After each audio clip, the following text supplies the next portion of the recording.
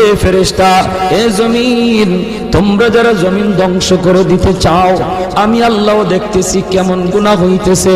যেই মানুষে আমি আল্লাহ এত আদর করে বানাইলাম, আসমান আল্লাহ বানাইছেন কুন ফায়াকুন বইলা, ফেরেশতা আল্লাহ বানাইছেন কুন ফায়াকুন বইলা, জমিন আল্লাহ বানাইছেন কুন ফায়াকুন বইলা, কিন্তু আমারে আপনারে আল্লাহ পাক কুন ফায়াকুন বইলা বানায় নাই। আমাকে আপনাকে যখন আল্লাহ বানাইছে, খালাকতু বিয়াদাইয়া, আল্লাহ বলে আমি আমার নিজের হাত দিয়া বান্দা বান্দিরে বানাইছি। কারণ এই চেহারার মধ্যে এত দামি কপাল, ওই কপাল দিয়া বান্দা আমার কুদরতি কদমে সাজদা দিবে।